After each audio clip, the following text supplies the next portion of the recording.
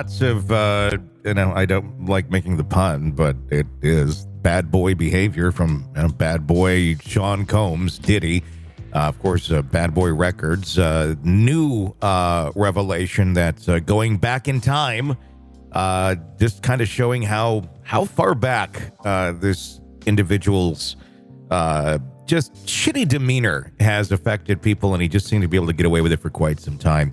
Danyel Smith, the former editor-in-chief of Vibe magazine, back in the day, I should put some context here. We used to get these things that were called magazines, and we'd open them, and they had pages, and they had pictures. What's a page? And letters, and you would read them.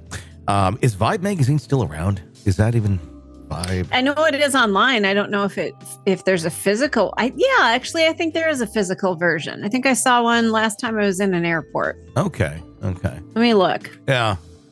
A new revelation. This is the former editor-in-chief accused Sean Combs of threatening her life over an editorial dispute in 1997. Latest accusation comes as Combs faces multiple lawsuits alleging sexual assault and physical abuse alongside a federal criminal investigation into his alleged involvement in sex trafficking. Smith detailed her harrowing experience in an op-ed for the New York Times, recalling a disturbing incident that occurred in September of 97. The dispute centered around Vibe's December 97, January 98 cover, which featured Combs in white, feathered wings, according to Smith.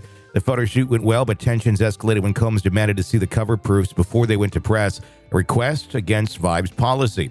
Combs wanted to see the Vibe covers before they went to press, Smith wrote.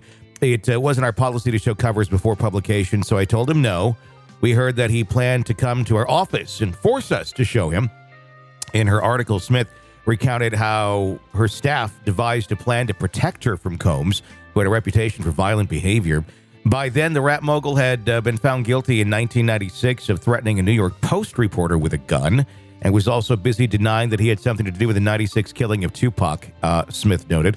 Despite the precautions, Combs arrived at the Vibe offices the following day. Smith described how she evaded him by handing the cover proofs to her managing editor and fleeing the office in a cab.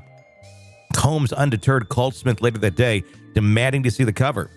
It was then that Combs told me, as I've retold hundreds of times over the years, that he would see me dead in the trunk of a car, Smith wrote. She responded by demanding he retract the threat, warning him that she would call her lawyer and have him jailed.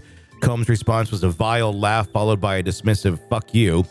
He then added, "I know where you are right now, right on Lexington Avenue," which is kind of a creepy thing to do because we didn't have like tracking and stuff back then. We didn't have I guess there was cell phones, but not like we have today cell phones. Smith revealed that Combs faxed an apology within hours, but shortly after Vibe's computer servers went missing. Literally, the servers went missing. Fortunately, a staff member had saved an early version of the upcoming issue on a personal disc. That's another thing. We used to put things on discs, too, and cart them around, allowing the cover to go to print as planned. The accusation against Combs adds, of course, to a growing list of allegations, as at least 7 women have come forward with sexual abuse claims since his ex-girlfriend singer Cassie sued him for rape in October. Although Combs denied any wrongdoing, he settled Cassie's suit for an undisclosed sum within 24 hours. And obviously he said it's all a lie, it's all this and that. And then the Cassie video came out. And then we realized, it's all completely true, of him beating her at a hotel. The accumulation of these allegations in the federal investigation casting quite a shadow over Combs' career and public image. Despite repeated attempts for comment, Combs has refused to respond to these latest claims. How many stories do you think are out there of people who have exactly a story just like this, but they haven't come forward because he's not behind bars yet and they're scared shitless? A lot. Yeah. This isn't just, somebody had a bad day. You and I have both worked in the entertainment industry. If there's bad stories out there, we've heard them. This I'm sure is just the tip of the iceberg, in my opinion, on all of this. I mean, there's going to be so much more, and especially once, I'm assuming he's going to be arrested at some point soon. It's going to be just it's going to be a Diddy week when that happens, because it's going to be tons and tons of people that will finally feel comfortable coming out and sharing their story. As long as he doesn't get out, you know. True. But I think when they go in and when they nab him, it's going to be a pretty rock solid case. It's a federal investigation. They're not going to arrest him until they have all of the goods and everything, lined up, their I's dotted, their T's crossed. It'll be an interesting moment. I'm going to guess, and we've been saying this for a while, there's going to be a lot of arrests at one point in time, like at the same time. When he goes down, there's going to be a lot of his associates and people also involved in his world that will be also apprehended, I'm sure, simultaneously. Mm-hmm. It should be an interesting day. I've got the popcorn ready. I have the microwave, the Act 2 popcorn right here, and it's in a little box that says Diddy, and there's a glass on it, and I'm going to break that open that day and then pop the popcorn. Well, just share some with the rest of us.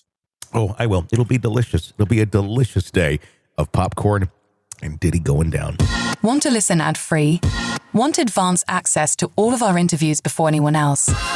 Become a True Crime Today Premium Plus subscriber on Apple Podcasts. You get every episode commercial-free, so you can binge on true crime until you can binge no more. Search True Crime Today Premium Plus on Apple Podcasts now, or go to our podcast page and sign up now. More of the Hidden Killers podcast next.